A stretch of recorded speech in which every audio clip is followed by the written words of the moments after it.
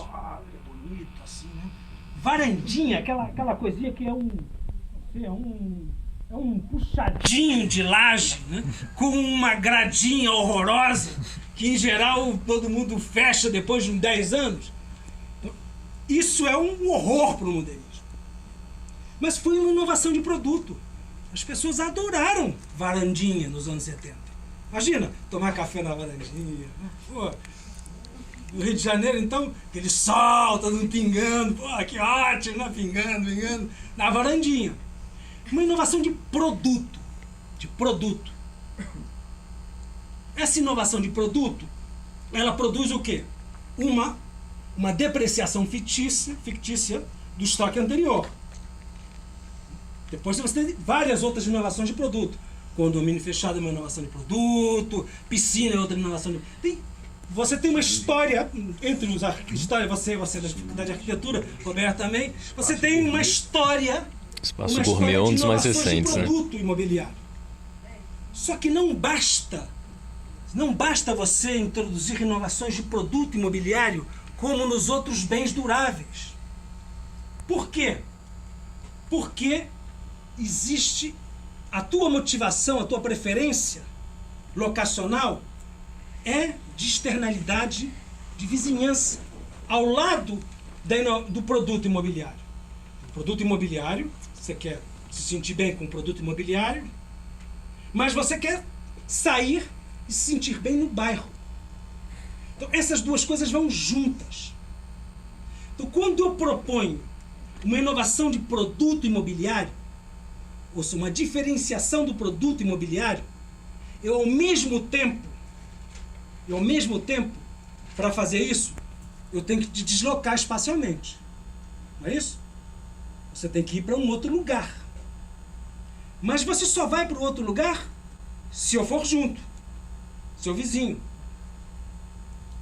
Então, esta inovação, essa diferenciação de produto que eu estou oferecendo num outro lugar, ela tem que vir acompanhada com um deslocamento da externalidade de vizinhança. E a isso eu chamo inovação espacial. Essa confluência de uma diferenciação de produto que envolve um deslocamento, necessariamente envolve um deslocamento espacial, porque é um novo uso do solo.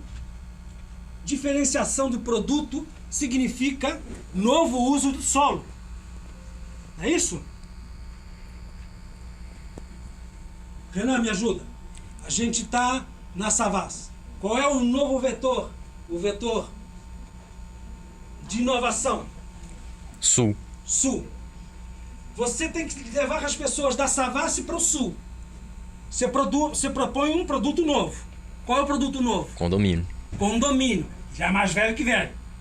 Isso aí não são mais empresários chumpeterianos. Isso aí já é difusão de inovação de produto. Certo? Mas cola ainda, porque tem uma característica muito particular as inovações de produto na cidade. Mas essa inovação de produto que está no sul são os condomínios. Quem você quer levar para esses condomínios do sul? Qual é a demanda, Renan? Elite. Elite, que mora onde? Na Savassi. Savassi. As pessoas que moram na Savassi só vão para o sul, vão para o sul morar com pessoas que moram de um bairro mais popular. Antônio Carlos. Antônio Carlos. As pessoas que moram na Savassi querem ir para um condomínio no sul e serem vizinhos de quem mora em Antônio Carlos? Sim ou não? Não, gente, vamos ser honestos com a gente mesmo, né? Ainda que seja de esquerda. Não. Eu não. Tenho pedigree de esquerda, boto estrelinha, tudo mais. Mas eu prefiro ficar junto com a minha vizinha Jupira. Então o sul é uma área com um produto imobiliário novo, mas só vai conseguir se consolidar como um novo vetor da cidade se essa externalidade de vizinhança da Savassi se deslocar para cá. Se ela não se desloca para cá, não vende. Isso eu chamo de inovação espacial. E a Savassi? Quem vai para a Savassi? Porque para a Jupiraí, para o sul, morar em um condomínio, ela tem que vender na Savassi. Portanto, quando eu desvalorizo de forma fictícia o estoque imobiliário da Savassi e estou ofertando um condomínio no sul, eu tenho que tomar muito cuidado com essa desvalorização. Por quê? Se eu desvalorizo muito, o que acontece? A Jupira não consegue vender a um preço razoável para ir para o sul.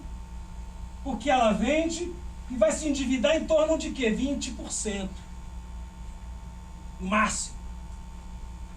Então, a liquidez da Savassi, ainda que eu esteja propondo a inovação espacial, eu tenho que manter uma certa liquidez da Savassi para que a Jupira, junto comigo, vá para o sul. Tá claro? Quem vai para a Savassi? Quem está em uma outra espacialidade, que vai para a Savassi. Portanto, ainda que a oferta imobiliária seja aqui em uma ponta do sul, numa ponta da pirâmide da estratificação social, quem estava, eu saí da Savassi, mas alguém que estava no outro bairro foi para a Savassi. E esse alguém que estava no outro bairro e foi para a Savassi, para ir para a Savassi fez o quê? Vendeu aqui. Para vender aqui, tem que vender aonde? Aqui. Portanto, ainda que a oferta seja só no sul, o efeito de deslocamento por externalidades de vizinhança produz o quê? Uma reconfiguração da estrutura de usos do solo da cidade residencial. Por isso o efeito é caleidoscópio. O que é um caleidoscópio? É uma pecinha, não é isso? De vidro. Quando você muda essa pecinha de vidro, o que acontece com aquela configuração? Quando você olha? Redefine. Portanto, ainda que a atividade do capital imobiliário seja concentrada aqui no sul de BH, ela produz um efeito em cascata no conjunto da cidade. Uma reconfiguração da estrutura de uso do solo da cidade. Tá claro? Sim ou não?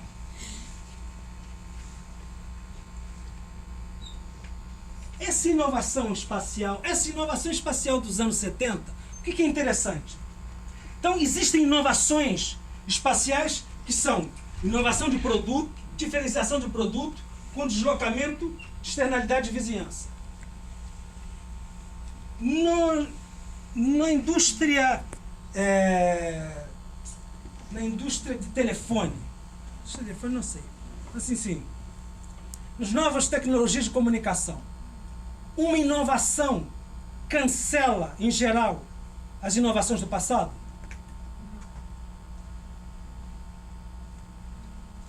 Sim, né? Quem é que usa hoje cassete? Cassete não foi inovação? Dos anos 70? CD?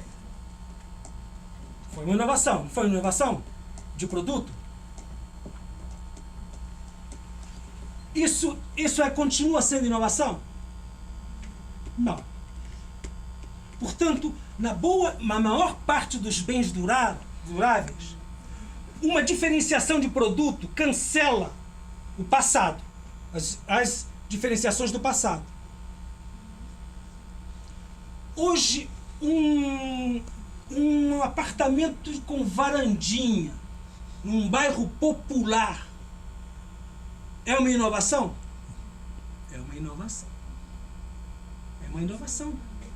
Portanto, é interessante que as inovações no produto, as diferenciações do produto imobiliário, as novas não cancelam as antigas. As antigas continuam sendo promovendo processos de diferenciação de estoque. Uma diferenciação, uma inovação de produto é uma diferenciação de estoque. Então, o que é interessante é que essa diferenciação de estoque ela é produzida com as novas diferenciações, mas as antigas também continuam diferenciando o produto. Mas elas têm esse efeito dúbio. Elas diferenciam o produto, mas ao mesmo tempo homogeneizam o estoque.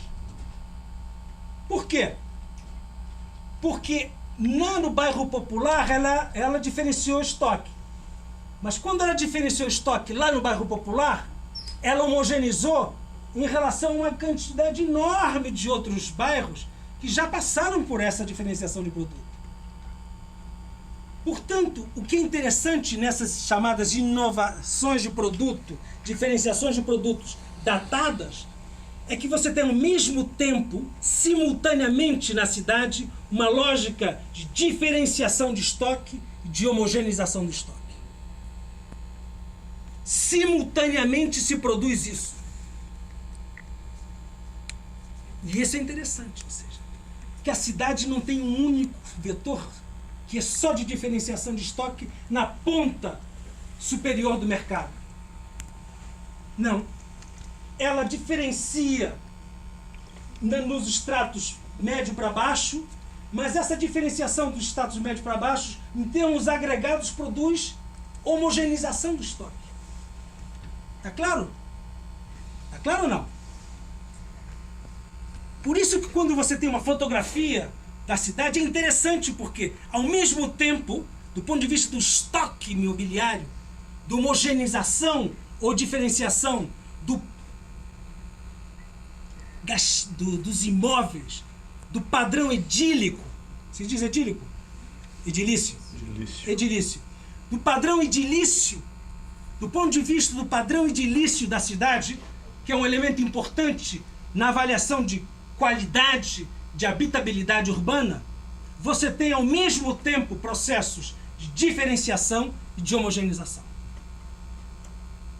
Por esse efeito das diferenciações de produto datadas. E quem promove isso? Os capitais imobiliários. Está claro ou não?